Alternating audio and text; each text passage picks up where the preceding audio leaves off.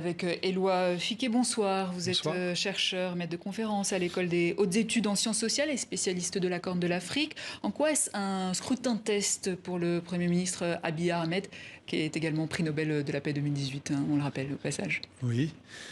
Abiy Ahmed n'avait pas été élu en 2018. Il était désigné suite à des rééquilibrages internes à la coalition de pouvoir qui dirigeait le pays depuis près de 30 ans. Et suite à ces réorganisations, rééquilibrages des forces politiques à l'intérieur de cette coalition, il y a eu une sorte de tournant, de réformes, plein d'espoir, plein de promesses. Les premiers mois au pouvoir de Abiy Ahmed ont été assez époustouflants par le train de réforme qu'il promettait, par les nominations qu'il a pu faire, par l'ouverture du pluralisme politique, en faisant revenir en Éthiopie les forces d'opposition qui avaient été bannies, exilées, en construisant des relations de paix avec les pays voisins, notamment l'Érythrée, ce qui lui avait valu le prix Nobel.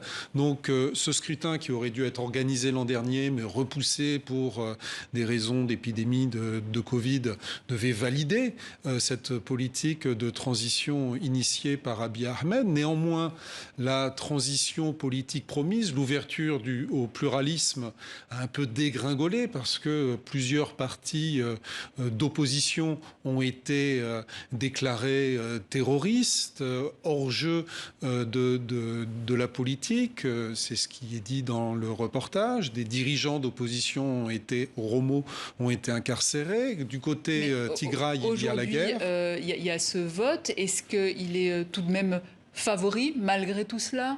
Mais disons que par ce vote, par la capacité de l'organiser, de tenir, il a montré, ou disons son parti, le Prosperity Party, a montré sa capacité à reprendre en main l'appareil d'État, le système de contrôle autoritaire sur la plupart des circonscriptions du pays, bien qu'un cinquième des circonscriptions du pays soit hors du jeu électoral. Donc c'est surtout une démonstration de force, de capacité à tenir le pouvoir.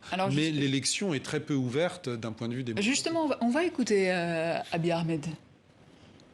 À partir de maintenant, nous allons planter des arbres tout en accomplissant notre tâche quotidienne. Nous ne devons pas abandonner notre routine pendant que nous votons. J'espère que tout va bien se dérouler comme prévu.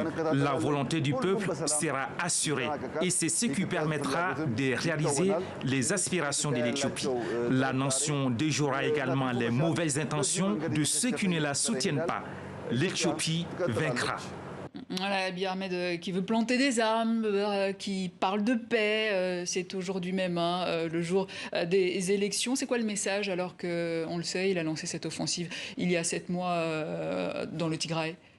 Il y a plusieurs messages. D'une part, une continuité d'un discours qui est un discours de prédication, rempli de symboles, de bonnes intentions, de promesses d'un futur radieux, en plantant des arbres, en promettant la réconciliation, l'amour entre les peuples, d'une part. Donc ce ne sont que de vaines promesses? C'est un discours très élaboré, une communication qui doit s'appliquer à la réalité, d'une part.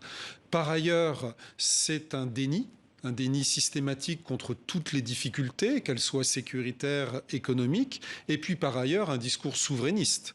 C'est-à-dire qu'il y a une pression internationale très forte qui vient des États-Unis, de l'Union européenne, principaux pays partenaires et bailleurs de fonds, ainsi que de l'Union africaine, qui a déclenché une commission d'enquête sur les questions de droits de l'homme. Et face à cela, un déni systématique est opposé. Donc un refus de reconnaître la réalité, une volonté de construire une réalité de façade, une réalité fictionnelle qui construit une Éthiopie pleine de promesses au nom de laquelle les sacrifices doivent être consentis. Et lui qui dit qu'il n'y a pas de famine au Tigray. Oui, c'est ce qu'il a déclaré à la BBC aujourd'hui. La paix, principale attente des populations, tout comme la prospérité économique, mais les conséquences de la guerre sont nombreuses. Évidemment, recul des investissements étrangers, une inflation proche aujourd'hui de 20%, de quoi impacter le prix des denrées alimentaires et des produits importés. On va regarder ce reportage de notre correspondante Marika Julien et on revient vers vous. Dans un quartier populaire d'Addis Abeba, Fikr a ouvert cette bounabet, un stand de café, il y a 2 ans. Grâce à ses ventes, elle dit gagner une centaine de beurre par jour, un peu moins de 2 €. Ce n'est pas assez, mais c'est toujours mieux de faire quelque chose plutôt que de rester toute la journée sans travailler. Nous vivons aussi grâce aux revenus de mon mari. C'est juste assez pour acheter notre nourriture de tous les jours. Avec leurs revenus, le couple peut aussi payer la location de leur petit appartement. Il coûte une quarantaine d'euros par mois. Outre le loyer, pour Fikr comme pour de nombreux Éthiopiens, un des plus gros postes de dépenses reste la nourriture. Une dépense en constante augmentation à cause de l'inflation. Le prix du bidon d'huile a presque doublé en quelques mois. Après avoir coupé les oignons, je les fais cuire et je mets de l'huile. Avant, je mettais une tasse comme ça. Maintenant, je fais avec une demi-tasse. Ça, c'est trop. Je dois en mettre moins.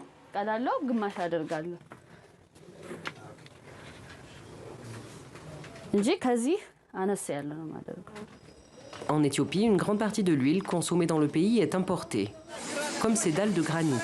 Si elles sont transformées à Addis Abeba, elles viennent de l'étranger. Le prix des produits d'importation a beaucoup augmenté et impacte le domaine de la construction. Sur le marché, nous devons augmenter le prix pour nos clients. Importer coûte cher, le coût du transport par bateau est cher. C'est pour cela que le marché tourne au ralenti, c'est une crise économique. L'un des grands problèmes de l'Éthiopie depuis une dizaine d'années, c'est le manque de dollars, car le pays importe 5 fois plus qu'il n'exporte. La pénurie de devises étrangères et la dévaluation du beurre, la monnaie locale, impactent de nombreux petits commerçants comme ici, à Ayaoulet, un quartier connu pour ses magasins de vêtements. J'importe mes marchandises de Dubaï, de la Turquie et j'achète aussi au grand marché d'Addis. Quand je vais à Dubaï, comme il y a une pénurie de dollars, je ne peux pas ramener tout ce que je veux. Je n'ai pas assez de monnaie et c'est vraiment le gros problème. Kia se plaint aussi du manque de clients. En Éthiopie, il n'y a pas de salaire minimum et de nombreux travailleurs gagnent à peine de quoi manger et se loger. Le risque, c'est quoi, Éloi Fiquet, au vu de cette situation économique? Une explosion sociale?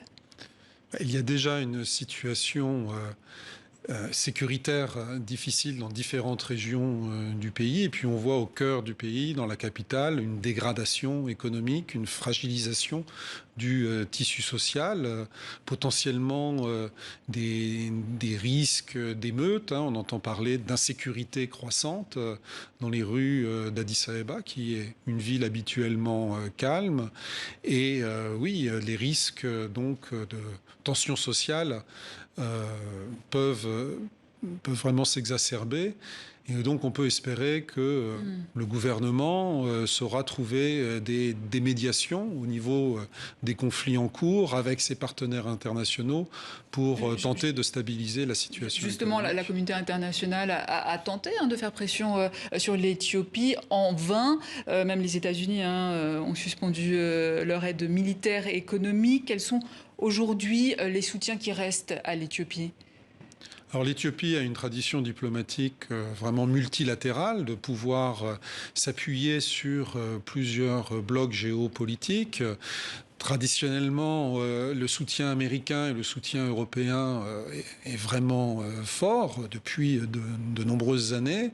Là, aujourd'hui, on voit que dans le jeu politique international, les pouvoirs chinois et russes appuient l'Éthiopie contre les tentatives d'ingérence dans les affaires intérieures. Et on voit que ça correspond à d'autres situations dans le monde. Est-ce que néanmoins, ces soutiens-là sont en capacité de faire face aux difficultés nombreuses du pays? On peut se le demander, sachant que les relations de dépendance, notamment vis-à-vis des communautés en diaspora en Europe et aux États-Unis, sont importantes. Éloi Fiquet, merci. Je rappelle que vous êtes chercheur maître de conférence à l'école des hautes études en sciences sociales.